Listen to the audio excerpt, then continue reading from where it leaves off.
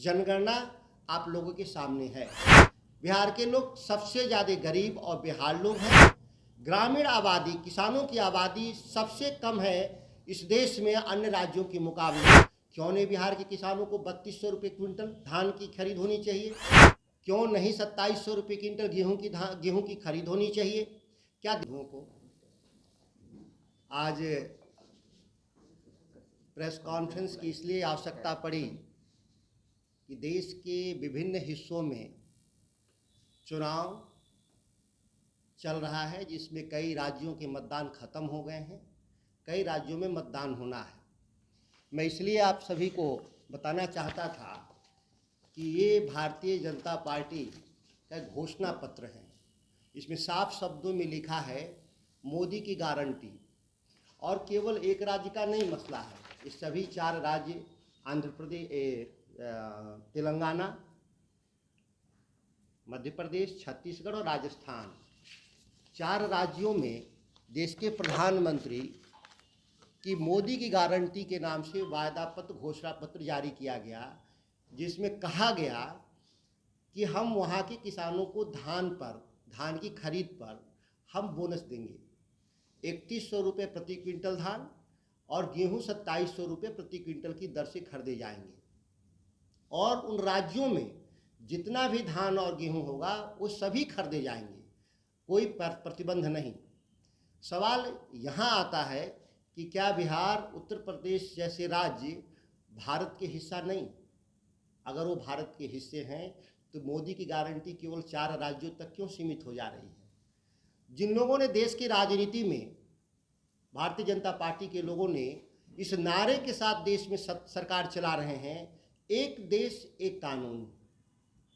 इनका नारा होता था कि एक देश 2 विधान, नहीं चलेगा नहीं चलेगा। इस सिद्धांत के साथ देश की सत्ता पे काबिज लोग आज बिहार और उत्तर प्रदेश जैसे राज्यों के भीतर धान के, गेहूं के बोनस मूल्य की क्यों नहीं घोषणा कर रहे? इससे जाहिर हो रहा है कि देश के प्रधानमंत्री देश के किसानों को बांटने का षड्यंत्र रच रहे हैं। देश के प्रधानमंत्री ने कहा था 3 कृषि कानूनों, काला कानूनों को वापस करते समय कि हम देश के किसानों के लिए हम एक आयोग बनाएंगे जो यह तय करेगा कि किसानों की खेती की क्या स्थिति है। बिहार के भीतर भी आप देख रहे हैं सामाजिक और आर्थिक जनगणना आप लोगों के सामने है। बिहार के लोग सबसे ज़्यादा गरीब और बेहाल लोग हैं। ग्रामीण आबादी, किसानों की आबादी सबसे कम है इस देश में अन्य राज्यों के मुकाबले। यह सत्यापित तथ्य आप लोगों के पास प्रस्तुत हो चुका होगा, क्योंकि यह बिहार विधानसभा के भीतर टेबल हो चुका है। इंडिया गठबंधन के दलों से, खासतौर से हम कांग्रेस, जो 3100 रुपये प्रति क्विंटल छत्तीसगढ़ में धान खरीदने का काम कर रही है, बिहार में भी मांग करनी चाहिए राज्य सरकार के लिए से कि बिहार के किसानों की माली हालत सबसे बदतर है। इसका अंदाज़ा आर्थिक जनगणना से भी लोगों को मालूम हो चुका है। क्यों नहीं बिहार के किसानों को 3200 रुपये क्विंटल धान की खरीद होनी चाहिए? क्यों नहीं 2700 रुपये क्विंटल गेहूं की खरीद होनी चाहिए? क्या देश के प्रधानमंत्री केवल उन राज्यों के प्रधानमंत्री हैं जिन राज्यों में केवल चुनाव हो रहा है? क्या बाकी राज्यों के देश के प्रधानमंत्री नहीं हैं? क्योंकि ये सभी घोषणा पत्र प्रदेश के द्वारा जारी नहीं, मोदी गारंटी के नाम से जारी है। इसमें ये नहीं है कि प्रदेश जो राज्य स्तर की जो नेता है भारतीय जनता पार्टी, उन लोगों के द्वारा नहीं, देश के प्रधानमंत्री के द्वारा जारी है। इससे जाहिर हो रहा है कि भारतीय जनता पार्टी बिहार के विकास के लिए गंभीर नहीं। भारतीय जनता पार्टी के लोग केवल सत्ता में काबिज होने के लिए झूठे वायदे का एक जाल फेंका जा रहा है।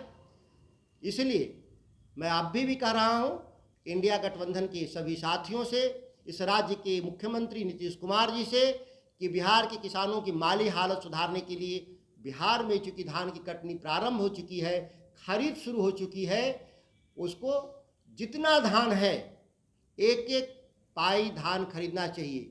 राज्य सरकार 1.25 करोड़ टन के मुकाबले 45 लाख टन ही क्यों खरीद कर रही? बाकी किसानों का क्या होगा? दूसरा, न्यूनतम समर्थन मूल्य को बढ़ा करके बोनस 3200 अन्य राज्यों में जैसे है 3200 रुपया कर देना चाहिए। ये हमारी सबसे प्रमुख मांग है।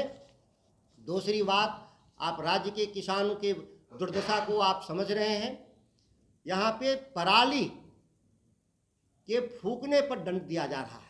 लगातार बिहार के किसानों पर FIR किए जा रहे हैं, किसानों को जुर्माना वसूले जा रहे हैं, किसान सम्मान निधि वापस लिया जा रहा है। सरकार के द्वारा लगातार धमकी दिया जा रहा है बिहार के किसानों को, धान उत्पादन करने वाले, कि अगर आप पराली फूका, आप देखते होंगे माननीय उच्चतम न्यायालय सुप्रीम कोर्ट ने कहा कि किसानों का बात सुनी जानी चाहिए। किसान इसके लिए संपूर्ण रूप से दोषी नहीं है। वायु प्रदूषण के लिए केवल किसान दोषी नहीं, बल्कि एयर कंडीशन गाड़ी में चढ़ने वाले लोग, एयर कंडीशन ऑफिस में बैठने वाले लोग, एयर कंडीशन घर में रहने वाले लोग सबसे ज़्यादा वायु प्रदूषित कर रहे हैं। वह दिल्ली का मसला हो या पटना का मसला हो, लेकिन हुक्मरान एयर कंडीशन ऑफिसों से लगातार किसानों पर प्रताड़ित करने का लगातार आदेश दे रहे हैं। कोई भी लोकप्रिय सरकार, जनता से चुनी हुई सरकार से अपेक्षा नहीं किया जाता कि अपने ही लोगों को, लाखों किसानों को दंडित करने का काम करे। उसके लिए वैकल्पिक नीति माननीय सुप्रीम कोर्ट ने कहा कि हरियाणा की जो नीति है उस नीति को देश भर में लागू करना चाहिए। किसानों को सब्सिडी देना चाहिए प्रति एकड़ कि वह पराली का सही प्रबंधन कर सके। इसके अलावा मशीन जो खरीदते हैं पराली प्रबंधन के लिए, उसके लिए भी सब्सिडी देने की आवश्यकता है। इसके अलावा भी कई तरीके हैं जिसके जरिए हम लक्ष्य को हासिल कर सकते हैं। वायु प्रदूषण फैलाने के लिए जीवाश्म ईंधन से चलने वाले वाहन हो, या हमारे कोयला से चलने वाले बिजली घर हो, या हमारे कई औद्योगिक क्षेत्र और निर्माण क्षेत्र जिससे लगातार वायु प्रदूषण खराब हो रहा है। ऐसे में राज्य सरकार को किसानों के साथ नरमी से पेश आना चाहिए। कैमूर, रोहतास, औरंगाबाद के इलाके में व्यापक पैमाने पे प्रशासन के द्वारा किसानों को उत्पीड़ित किया जा रहा है। इस उत्पीड़न से मुक्ति के लिए मैं अपील करता हूँ।